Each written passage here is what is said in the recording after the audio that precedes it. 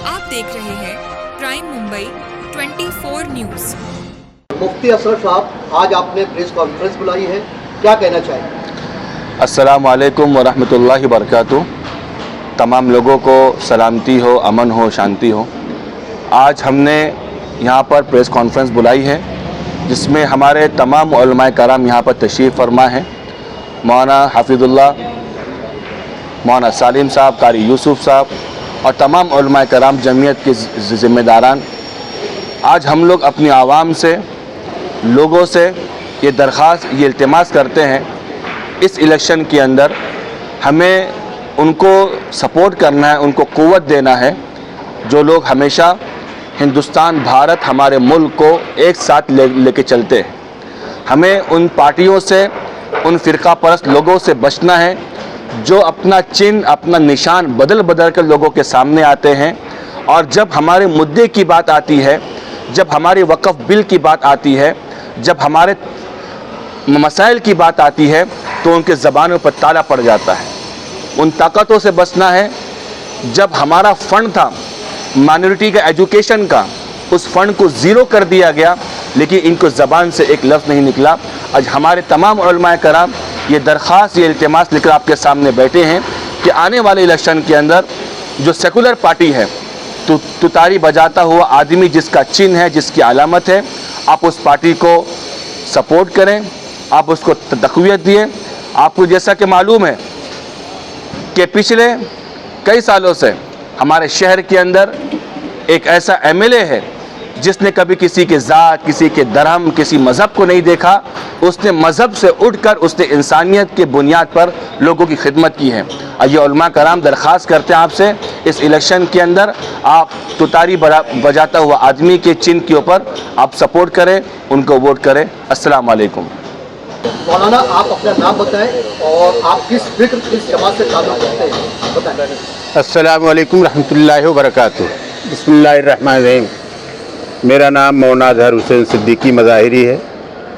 दारुल उलूम देवबंद से मैंने पहले तालीम हासिल किया, बाद में दारुल उलूम सहारनपुर। ठीक है, मैं इस वक्त दरख्वास्त, गुजारिश लेकर आया हूँ मुमरा की आवाम, कौसा की आवाम से कि दो चीज़ें होती हैं। एक फ़िरका परस्त ताकतें हैं और एक मौका परस्त ताकतें होती हैं। ये दोनों से होशियार रहें, मौका परस्तों से भी और फ़िरका परस्तों से भी। हमारे शहर की जो जिम्मेदारी देना है, ऐसे लोगों को ज़िम्मेदारी दें। हमारे मोहल्ले की, गलियों की लोगों की, ऐसे आदमी के हाथ में, ऐसे लोगों के हाथ में ज़िम्मेदारी दें जो हमारे लिए फ़िक्रमंद साबित हो, जो ज़िम्मेदार साबित हो और लोगों की फलाह बहबूद में हिस्सा लेने की कोशिश करें। ऐसे लोगों को हम जिताएं अपने वोटों से, अपने कीमती वोटों से। मैं बार बार ये गुजारिश करूंगा कि आप लोग अपने कीमती वोटों से, जो 15 तारीख को आने वाली है, तुतारी, सिर्फ तुतारी मुमरा कौसा के अंदर दूसरे वोटों को, दूसरे लोगों को वोट ना दे करके सिर्फ इसी तुतारी को, निशान को अपना याद रखें। और ख़ासकर हम वार्ड नंबर 33 के लोगों से गुजारिश करते हैं, मुद्दबाना दरख्वास्त करते हैं कि यहाँ से हमारे 4 कैंडिडेट खड़े हुए हैं जिनका नाम है शमीम अब्दुल खनी खान, जैद कांचे, अतीक कांचे, यासीन सुरमे के साहिबजादे और चौथे हैं ये ज़ुबैर अंसारी। इन्हीं लोगों को, चारों को भारी वोटों से कामयाब करें। यही हमारी गुजारिश है कि आने वाली 16 तारीख को हमारे चेहरों पर खुशी हो, मुस्कान हो। आजमाए हुए को क्या आजमाना, पुरानों को क्या आजमाना, जिसको आप लोगों ने आजमा लिया है। सिर्फ 5 साल का वक्त दीजिए, इंशाअल्लाह आप लोगों को मायूस नहीं होना पड़ेगा। और इंशाअल्लाह हम लोग बड़ी ज़िम्मेदारी के साथ ये आप लोगों से वादा करते हैं, गुजारिश करते हैं, वादा भी करते हैं कि इंशाअल्लाह आप लोगों को मायूसी नहीं होगी। अस्सलाम वालेकुम रहमतुल्लाहि व बरकातुहू। आप और किस जमात से ताल्लुक़ रखते हैं, वादे? जमात और फ़िक्र का सवाल आप कर रहे हैं तो बता दें, हम जमात अहले हदीस से हमारा ताल्लुक़ है। ठीक है, मैं इससे पहले भी आपको बता चुका हूँ, मेरा नाम सलीम अहमद सिराजी है। लोग मौलाना सलीम सिराजी के नाम से जानते हैं, बराबर। ठीक है, देखिए ये कारपोरेशन का चुनाव है और महदूद वार्ड का चुनाव होता है। बहुत ज़्यादा पूरे मुमरा कौसा का एक ही आदमी की जिम्मेदारी नहीं है, इसमें कई पैनल्स बनाए गए हैं। ये तो सारी बातें आप जानते हैं और बहुत सारी तकरीरें यूट्यूब फेसबुक पे सब पे आपने सुना है। इतनी बड़ी तादाद में मुमरा कौसा जो आबाद है पहाड़ी के दामन में, इसके अंदर बहुत सारे मुअज्जिज़ीन रहते हैं और तरह तरह के लोग आबाद हैं। हर आदमी का अपना फितरी हक़ होता है और मैं जहाँ तक समझता हूँ कि वार्ड की जनता ये तय करेगी कि 15 तारीख को किसे वोट करना है और कौन जीत करके आता है। बिला मुबालगा कोई बात मध्यसराई या और कुछ नहीं कहना चाहता हूँ। आप इंतज़ार करें 15 तारीख का और इंशाअल्लाह 16 तारीख को रिज़ल्ट आपके सामने होगा कि जनता किसे चुनना चाहती है, ये आपके सामने होगा। चलो एक बात और भी सामने आती है कि शहर में ये भी चर्चा रहती है कि जब चुनाव आता है तो तमाम उलमा इकराम किसी न किसी राजनीतिक पार्टी के सपोर्ट में आकर वोट देने की अपील करते हैं, लेकिन शहर के अहम मुद्दों में इतनी तादाद में आज आप लोग इकट्ठा हुए हैं, इतनी तादाद में कभी भी सामने नहीं आए। चाहे वो पानी का मुद्दा हो या बिजली का मुद्दा हो या खेल के मैदान का मुद्दा हो या स्लाटर हाउस हो या कब्रस्तान हो या एजुकेशन का मामला हो, कोई उलमा इतने सामने क्यों नहीं आता? चुनावी जैसे बोलते हैं ना, जो निकलते सब चुनाव के टाइम पे, बस वही ऐसा क्यों निकलते हैं? क्या वजह रहती है? इसकी वजह मैं जहाँ तक समझता हूँ कि जो और सारे उमूर हैं ना, उसे उलमा उसमें मुदाखलत नहीं करती है। उलमा ये तय करते हैं कि अच्छा आदमी जीत करके आए, वही खा हो सेकुलर हो, इस बात को लेकर उलमा कहीं ना कहीं पेशकदमी करते हैं मेरे ख्याल से। बस मेरा नाम हमीदुल्लाह चौधरी है। मैं उत्तर प्रदेश के ज़िला सिद्धार्थनगर का रहने वाला हूँ और जमात अहले हदीस से मेरा ताल्लुक़ है। शिबली नगर में रहता हूँ यहाँ, और मैं इस इलेक्शन के मौके पर यहाँ की आवाम को ये बताना चाहता हूँ कि दुनिया के सबसे तवील और सबसे लंबे पहाड़ी सिलसिला सहस्राद्री, जो ये पहाड़ है, दुनिया का सबसे लंबा पहाड़ सहस्राद्री के दामन में बसे हुए खूबसूरत शहर मुमरा कौसा में रहने की खुशनसीबी हमें हासिल है। मैं 31 साल से इस खूबसूरत शहर में रह रहा हूँ और इस 31 साल में मैंने बहुत सारा तजुर्बा किया, बहुत कुछ देखा। इस शहर को की तरक्की के लिए, विकास के लिए बहुत सारे लोगों ने कोशिश भी की, शहर की खूबसूरती के लिए और इसके समाजी ताना बाना को बेहतर बनाने के लिए बहुत सारे लोगों ने काम किया है। लेकिन ये हमारा खूबसूरत शहर मुमरा कौसा इस बात का तलबगार है, मुतकाज़ी है कि हम अपने इस शहर को ज़्यादा से ज़्यादा और ख़ूबसूरत बनाने की कोशिश करें और समाजी ताना बाना को बेहतर ढंग से रखने की कोशिश करें। ये मैं अपनी ज़िम्मेदारी समझते हुए मैं ये अपील करता हूँ जनता से कि शमीम खान का मैंने तजर्बा किया है इस 31 साल में, जब भी कोई ज़रूरत किसी की पड़ती है तो शमीम खान बिला तफरीक कि किस इलाके का है, किस ज़ात का है, किस ज़बान का बोलने वाला है, शमीम खान हमेशा सबके काम के लिए आगे आगे मौजूद रहते हैं। इसी तरह से नाजरा यासीन जो भी इलेक्शन लड़ रही है, हमारी बहन, उनके शौहर आली जनाब मरहूम यासीन सूरमे साहब का भी मैंने एक लंबे अरसे तक तजर्बा किया है कि जनता की खिदमत के लिए हमेशा वो पेश रहे हैं। इसलिए मैं ये ज़ाती तौर पे ये उम्मीद करता हूँ कि अगर शमीम खान के लड़के समीर खान और यासीन सूरमे मरहूम साहब की बीवी नाजरा यासीन ये चुन करके आ गए कारपोरेटर बन करके, तो इंशाअल्लाह ये लोग मुमरा की खूबसूरती को और ज़्यादा खूबसूरत तर बनाएंगे और यहाँ की जो लोकल परेशानियाँ हैं इन परेशानियों को हर तरह से दूर करने के लिए आगे आगे बढ़ करके जैसे पहले हिस्सा लिया है आज भी अपना किरदार अदा करेंगे। इसलिए मेरी दरख्वास्त है यहाँ की आवाम से कि समीर खान, नाजरा यासीन और इस पैनल के बाकी जो लोग हैं इनको ज़्यादा से ज़्यादा वोटों से कामयाब बनाएं ताकि ये हमारे इस खूबसूरत शहर को मज़ीद खूबसूरत बनाएं और भाईचारा की फ़ज़ा को हमेशा हमवार रखें। वस्सलामु अलैकुम रहमतुल्लाहि व बरकातुहू। तो पूरा तारुफ। अस्सलामु अलैकुम। मेरा नाम मोहम्मद मुस्तफ़ा कासमी है। मेरा ताल्लुक़ ज़िला मुज़फ़्फ़रनगर यूपी से है। मेरी फ़राग़त दारुल देवबंद से हुई है और मैं ज़िला मुज़फ़्फ़रनगर के अंदर एक अल्हम्दुलिल्लाह एक बड़ा इदारे का ज़िम्मेदार हूँ। एक बड़े इदारे की ज़िम्मेदारी मेरे सर पर है। मेरा ताल्लुक़ शमीम ख़ान साहब से बहुत पुराना ताल्लुक़ है। वो मेरे बहुत अज़ीज़ हैं, मेरे दोस्तों में हैं।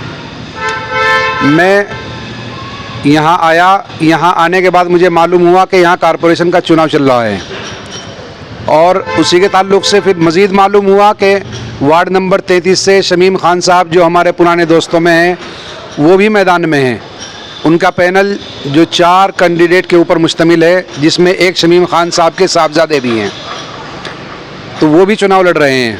इस ताल्लुक़ से उन्होंने इसरार किया कि मैं भी उनके साथ कहीं कहीं शरीक हो जाऊं। मैं आया हुआ था तो उसी ताल्लुक़ से मेरी शिरकत भी चुनाव के ताल्लुक़ से इन प्रोग्रामों में हो रही है। मैं कोई लंबी चौड़ी बात न करते हुए सिर्फ मुख्तसर सी बात ये कहना चाहता हूँ, आप लोगों के माध्यम से ये पैगाम देना चाहता हूँ बुमरा की आवाम को और ख़ास तौर पर वार्ड नंबर 33 की आवाम को कि देखिए चुनाव एक ऐसा मौका है जिसमें इंसान को आज़ादी हक़ और अपनी आज़ादी के साथ में वोट देने का इख्तियार होता है। अपनी पसंद के कैंडिडेट को चुनने का मौका होता है। तो उसमें आवाम की भी ज़िम्मेदारी बनती है कि आवाम जितने कैंडिडेट चुनाव लड़ रहे हैं उनमें से ये देखकर फैसला करें कि कौन कैंडिडेट सबसे ज़्यादा मजबूत है और कौन कैंडिडेट सेकुलर कैंडिडेट है और कौन अवामी परेशानियों को दूर करने के लिए सबसे अच्छा कैंडिडेट नज़र आ रहा है। इन सब बातों को जहन में रखते हुए सेकुलरिज़म को पकड़ करके और सेकुलर आदमी का इंतखाब करना आवाम की ज़िम्मेदारी है। इन सब बातों को जहन में रखते हुए मेरी वार्ड नंबर 33 की आवाम से यही अपील है और मैं यही पैगाम देना चाहता हूँ कि जहाँ तक मेरा ताल्लुक़ शमीम ख़ान साहब से है, मैं जानता हूँ कि वो एक ऐसा चेहरा है जो किसी तारुफ़ का मोहताज नहीं है। अल्हम्दुलिल्लाह उनकी खिदमात यहाँ इलाके के अवाम के लिए बहुत ज़्यादा हैं, जो मुझे बताने की ज़रूरत नहीं, मुझसे ज़्यादा यहाँ की आवाम खुद उनसे वाकिफ़ है। मौलाना साहब, कई आरोप ऐसे लगते हैं मौलाना को बुलाया जाता है और इलेक्शन के टाइम पे स्पीच दिलवाई जाती है और उनको पैसा दिया जाता है, ऐसे आरोप लगते हैं, उसको लेकर देखिए भाई साहब, आरोप लगाने के लिए तो किसी की ज़बान नहीं पकड़ी जाएगी, लेकिन क्या चुनाव के लिए अगर कोई मौलाना या मौलवी अगर मैदान में आकर के कोई बात कह रहा है, अपनी राय दे रहा है या अपना पैगाम कौम को दे रहा है, तो क्या इसका उसको हिंदुस्तान में हक़ नहीं है? किसी मौलवी को आज़ादी का हक़, आज़ादी के साथ राय देने का, अपना मौक़िफ़ रखने का हक़ नहीं है? आप बतलाइए मुझे, इसका हक़ है नहीं? अगर आवाम को कोई पैगाम देना चाहते हैं तो क्या आवाम को हमारे पैगाम देने का कोई हक़ नहीं है? ये चीज़ें तो चुनावी चीज़ें होती हैं, इन चीज़ों की तरफ आप जहन ना लगाएं। अगर हम किसी एक कैंडिडेट की हिमायत करेंगे तो जो दूसरा मद्दे मुकाबिल कैंडिडेट होगा, जाहिर सी बात है वो हमारे ऊपर इल्ज़ाम तराशियाँ करेगा।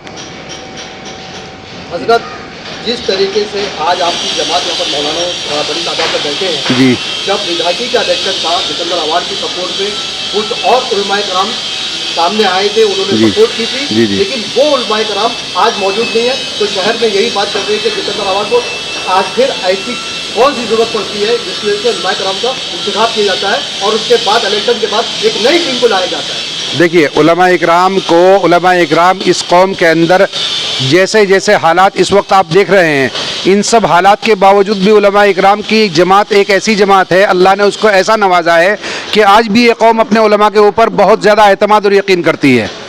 और उलमा की ज़िम्मेदारी बनती है ये कि वक्त रहते हुए किसी भी वक्त पर, किसी भी मौके पर अगर कोई मौका ऐसा आ रहा है तो उलमा की ज़िम्मेदारी आवाम से ज़्यादा बनती है कि वो अपनी कौम को इन चीज़ों की तरफ मुतवज्जे कराएँ।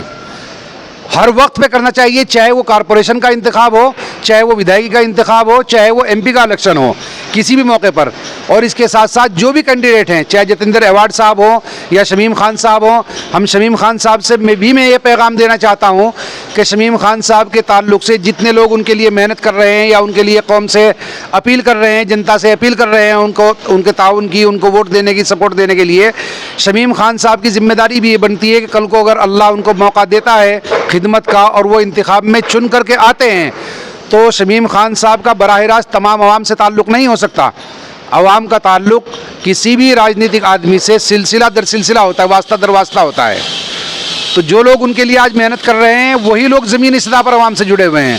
शमीम खान साहब की जिम्मेदारी भी ये बनती है कि वो जितने लोग उनके तवस्सुत से जो मेहनत कर रहे हैं, उनके वास्ते से जितनी आवाम जुड़ी हुई, जो लोग जुड़े हुए हैं, वो उनके मसाइल की तरफ तवज्जो दें और उनके कामों को नज़रअंदाज ना करें।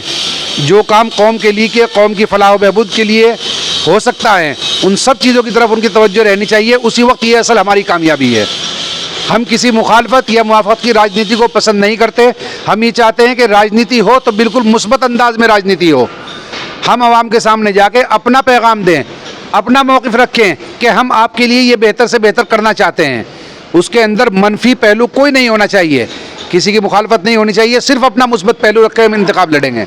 और दूसरी बात, जितेंद्र आवाज़ अपनी तकरीर में जब भी चुनावी रैली करने जा रहे हैं, हर मकाम पर, हर इलाज में उन्होंने बार बार नीतीश कुमार का जिक्र किया कि नीतीश कुमार ने किस तरीके से हिजाब पर हाथ डालकर हिजाब उतारने की कोशिश की, हर बार जिक्र कर रहे हैं। लेकिन उलमाए कराम जो यहाँ पर देख रहा हूँ, कई बार हमने प्रेस कॉन्फ्रेंस ली, लेकिन अब तक इस सुलगते हुए मौजू पर उलमाए कराम ने कोई जिक्र नहीं किया। इसकी क्या वजह है?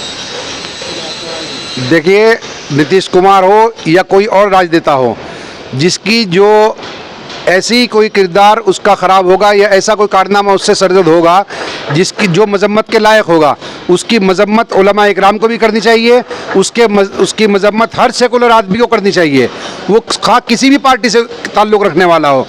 इसमें जितेंद्र अवार्ड या किसी सियासी आदमी का नाम मैं नहीं लेना चाहता।